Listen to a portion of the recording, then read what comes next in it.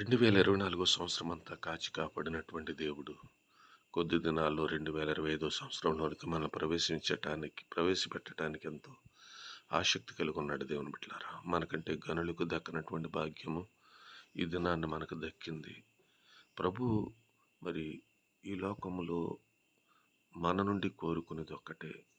ఇన్ని సంవత్సరాలు జీవిత యాత్రను మన నుండి ముందుకు నడిపిస్తున్నటువంటి దేవుడు, మనలో దేవుడు కోరుకునేటటువంటిది ఒకే ఒక్కటి. అది కీర్తన గ్రంథం 9:8 చెప్తాడు. యెహోవా నీతిని బట్టి లోకమునకు తీర్పు తీర్చును, యథార్థతను బట్టి ప్రజలకు న్యాయం తీర్చును. దేవుడు మానవుల్లో నీతి యథార్థతలను కోరుకుంటున్నాడు. ఈ లోకములో ఎవరు యథార్థపరులో, ఎవరు యథార్థత లేని వారు మనము తీర్పు తీర్చి చెప్పలేం. ఎందుకంటే యథార్థంగా కనపడేటటువంటి వారు మరి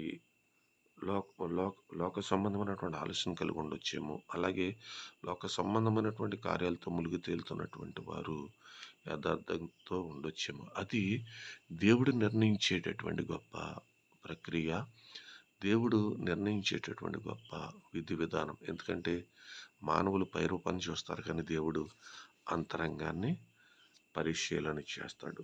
యథార్థవంతులకు సమస్యలు వస్తాయి, వచ్చినా కానీ దేవుడే సమస్యల నుండి విడిపించి వారికి సరైన రీతిగా న్యాయం చేస్తాడు.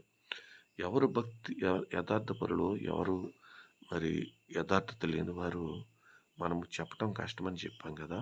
ఫర్ ఎగ్జాంపుల్ చూడండి, రాహాబ్ అనేటటువంటి వేశ్యని కానీ, పాపాత్మురాలను కానీ, సమరయ స్త్రీని కానీ, ఈ ముగ్గురు స్త్రీలను ఒకసారి చూడండి. రాహాబునేమో ఈ లోకం వేశ్య అన్నది, అలాగే పాపాత్మురాలైనటువంటి స్త్రీని ఈమె పాపాత్మురాలు అన్నది, సమరయ స్త్రీని ఈమె 5 భర్తలను ముంచుకున్నటువంటి భార్య.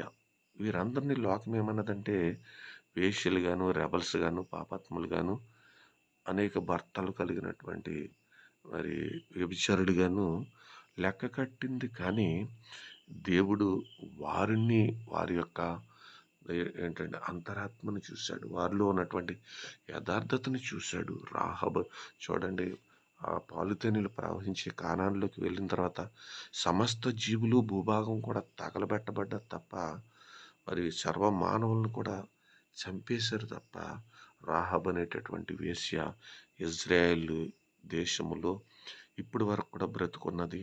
వారి వంశాలు వర్ధిల్లుతున్నాయి. యేసు ప్రభు కనటానికి మూలమాతగా ఉన్నట్లు మత్తయి సువార్త మనం చూడగలుగుతాం. చూసారా?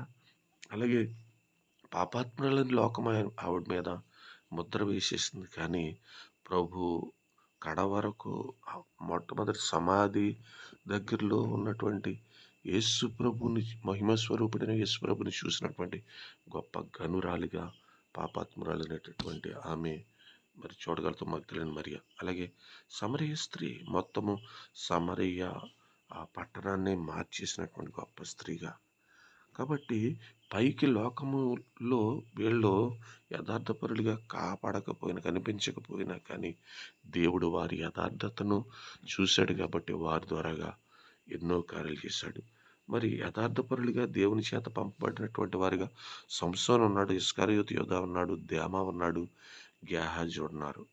వీళ్ళ లోకములో వీళ్ళ యథార్థపరులు, యేసుప్రభు శిష్యులు, లేదంటే దేవుని బిడ్డలు అని ముద్ర వేయబడ్డారు. కానీ వారు మరి ఎటువంటి వారిగా మారిపోయారో, ముందు భక్తిపరులుగా కనపడినా కానీ మరి వీళ్ళంతా కూడా డబ్బుకు లోబడిపోయిన వాళ్ళుగా, స్త్రీకు లోబడిపోయినట్టు వాళ్ళుగా, లోకాన్ని ప్రేమించి వెళ్ళిపోయినట్లుగా మనం చూడగలుగుతాం దేవుని బిడ్డలారా. కాబట్టి యథార్థతను మనుషులు గుర్తించలేరు, కానీ దేవుడు గుర్తించగలుగుతాడు. అసలు మానవుల్లో దేవుడు కోరుకునేది ఏమిటంటే మొట్టమొదటిది హృదయంలో యథార్థత. యోబు ఎన్ని పోయినా కానీ తన యథార్థతను విడిచిపెట్టలేదు.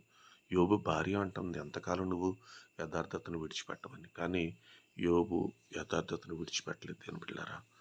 అలాగే మాటల్లో యథార్థత ఉండాలని దేవుడు కోరుకుంటున్నాడు. సమూయేలు 2వ గ్రంథం 13:26 మనం చదివితే, మరి గొర్రెబొచ్చు కట్టడానికి అబ్షలోము అక్కడ తండ్రి దగ్గర అబద్ధమాడి తన అన్నను చంపినటువంటి అక్కడ మంచి మాటలు చెప్పి తన అన్నను చంపినటువంటి పరిస్థితి మనం చూడగలుగుతాం. అలాగే ఆరాధించట్లో యథార్థత కావాలని దేవుడు కోరుకుంటున్నాడు. సర్వ ప్రకృతి దేవుణ్ణి యథార్థంగా ఆరాధిస్తుంది. మానవులు కూడా యథార్థంగా ఆరాధించాలని దేవుడు కోరుకుంటున్నాడు.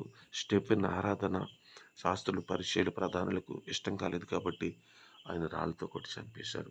యోసేపు ఆరాధన వాళ్ళ అన్నలకు ఇష్టపడలేదు కాబట్టి అతన్ని మరి బానిసగా అమ్మేశారు. కానీ వాళ్ళే ఆఖరిన వాళ్ళ కాళ్ళ మీద పడినట్లు మనం చూడగలుగుతాం దేవుని బిడ్డలారా. మూడవది ఏంటంటే సాక్ష్యంలో యథార్థత ఉండాలి. తిమోతికి రాసిన 2వ పత్రిక 1 చెప్తాడు. సాక్ష్యములో మరి సౌలు సాక్ష్యాన్ని చూడండి, భక్తుల సాక్ష్యాలు చూడండి, మరి యోసేపు సాక్ష్యం చూడండి. యథార్థమైన సాక్ష్యం కలిగినటువంటి వారు వాళ్ళు. అలాగే 5వదిగా ఇచ్చుటిలో యథార్థత. దినవృత్తాంతాలు 2వ గ్రంథం 31:12. మరి పేద విధవరాలు 2 కాసులు ఇచ్చింది. అబ్రహాము తన కుమారుని ఇచ్చేశాడు. యోప్తా తన కుమార్తెని ఇచ్చేశారు. అరుమత యోసేపు తన సమాధిని ఇచ్చేశాడు. ఇంకా మరి మరియా తన గర్భాన్ని ఇచ్చింది. యోసేపు తన పరువుని ఇచ్చేశాడు. గొల్లలు తమ సమయాన్ని ఇచ్చేశారు. కాబట్టి ఇచ్చుటిలో కూడా యథార్థత ఉండాలి. అలాగే సేవ విషయంలో యథార్థత ఉండాలి. సామెతలు 13:7 చెప్తాడు, అబ్రహాము దేవుని స్నేహితుడైపోయాడు, ఎందుకంటే మంచి సేవకుడు. మోషే ఇల్లంతట్లో నమ్మకంగా ఉన్నాడు. దావీదు హృదయానుసారుడైపోయాడు. వారు చేసినటువంటి సేవ వల్ల దేవునికి అంత ఇష్టమైన బిడ్డలుగా మిగిలిపోయారు. అలా 7వదిగా ఉపదేశంలో యథార్థత ఉండాలి. శాస్త్రులు, పరిచయులు, ప్రధానులు వారు చెప్తున్న మాటలు యేసు ప్రభు చెప్తున్నటువంటి మాటలు అనేకులను రక్షించగలిగింది. కాబట్టి దేవుని బిడ్డలారా, దేవుడు కోరుకునేది ఒక్కటే, మానవులలోని హృదయంలో యథార్థతను యథార్థపరులే దేవుని రాజ్యానికి వారసులు. కాబట్టి యథార్థంగా ఉందాం. ప్రభు మనల్ని అందరినీ దీవించి ఆశ్రయించి నడిపించును గాక.